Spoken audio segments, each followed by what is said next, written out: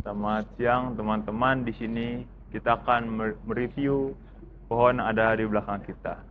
Di belakang kita ada pohon dadap merah yang bernama Latin Erythrina cristagalli dengan famili Fabaceae yang berlokasi di depan Perpus Pusat Universitas Gadjah Mada.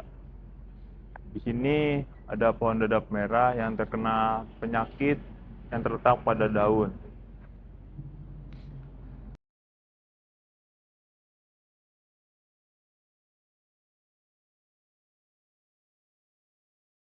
Pada pohon dadap merah ini yang ada di belakang kami, ini terserang penyakit sesidia. Penyakit sesidia ini menyerang organ daun pada pohon. Nah, penyakit sesidia ini bisa dicirikan dengan adanya pembengkakan jaringan pada permukaan daun atau ada bintil-bintil kecil.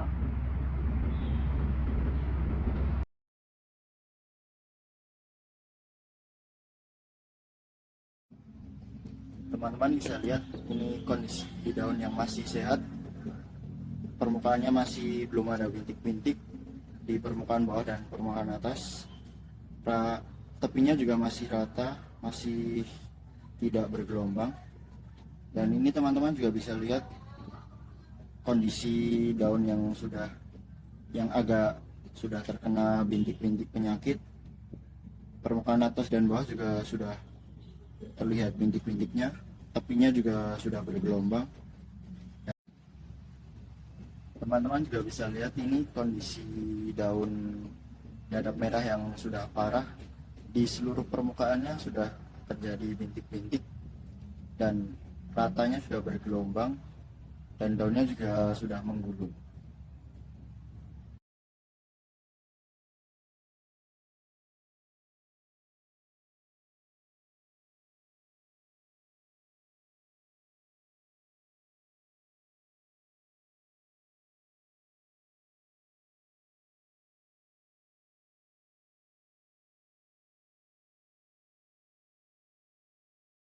Gejala atau simptom adalah perubahan yang terlihat pada bagian-bagian tanaman sebagai akibat dari adanya penyakit.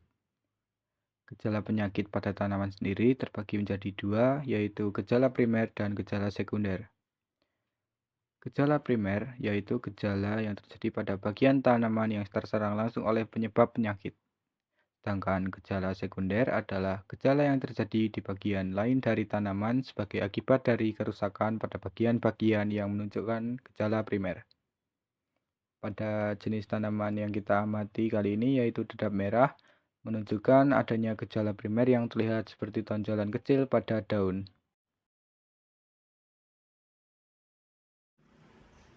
Gejala dari serangan akibat penyakit dibagi menjadi tiga. Yang pertama ada nekrotik, yaitu gejala yang muncul karena kerusakan atau matinya sel. Yang kedua ada hipoplasia, yaitu gejala yang muncul karena terhambat atau terhentinya pertumbuhan sel.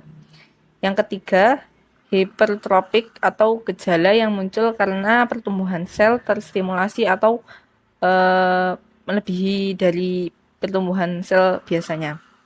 Nah, pada tumbuhan dadap merah ini gejala serangan penyakitnya yaitu hipertropik.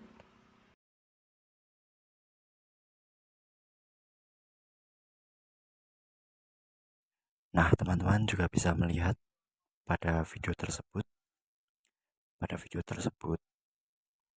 tumbuhan dadap merah dapat diamati pada daunnya terdapat pembekaan atau benjolan kecil atau juga bintil. Nah, pembekaan dan benjolan kecil tersebut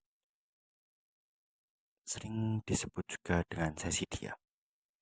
Sesidia juga termasuk gejala hipertropik karena terjadi pertumbuhan berlebih yang menyebabkan munculnya bintil. Pada bintil tersebut terdiri dari jaringan tanaman atau juga dengan tanpa patogennya.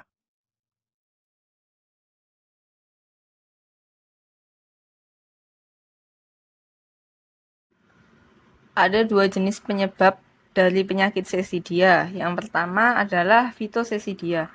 Fitosesidia ini Seesidia yang disebabkan oleh serangan jamur. Yang kedua adalah Zooseesidia. Zooseesidia ini disebabkan oleh serangan dari serangga.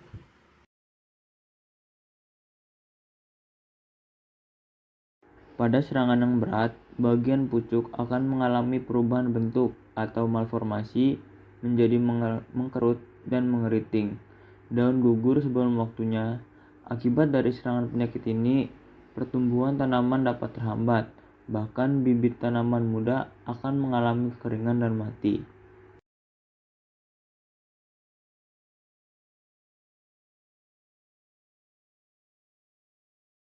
Ada beberapa cara yang dapat dilakukan untuk mencegah adanya penyakit sesidia pada tanaman. Cara yang pertama yaitu dengan pemilihan bibit yang unggul. Bibit yang unggul yaitu bibit yang bebas dari penyakit atau hama. Bibit tersebut dapat didapatkan dari laboratorium atau penelitian-penelitian tertentu.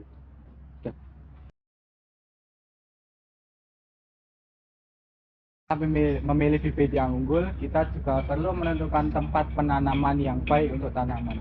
Tempat yang baik untuk melakukan penanaman yaitu tempat yang bebas dari hama dan penyakit. Setelah kita melakukan penanaman, tentunya kita juga harus melakukan pemeliharaan kepada tanaman. Pemeliharaan pada tanaman ini dapat dilakukan dengan misalnya memberikan pupuk secara cukup dan juga dapat memberikan pestisida secara cukup sehingga tidak merusak lingkungan.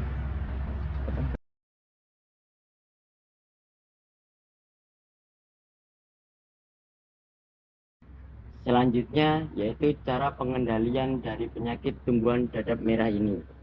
Yang pertama, sanitasi dan eradikasi. Sanitasi yaitu pembersihan.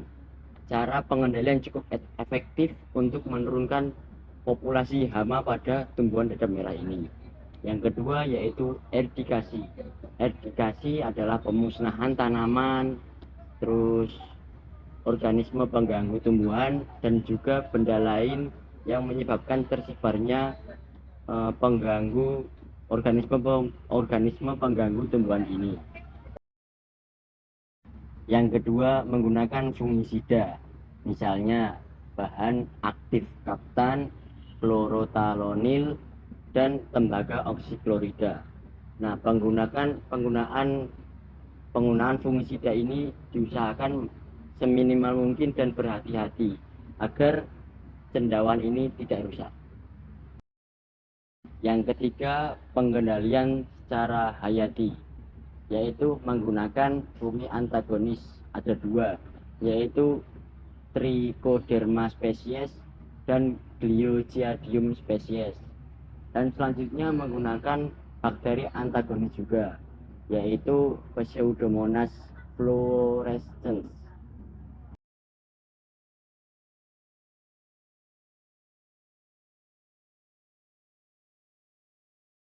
Sekian dari kelompok kami, kurang lebihnya mohon maaf. Wassalamualaikum warahmatullahi wabarakatuh. Jangan lupa like, comment, dan subscribe.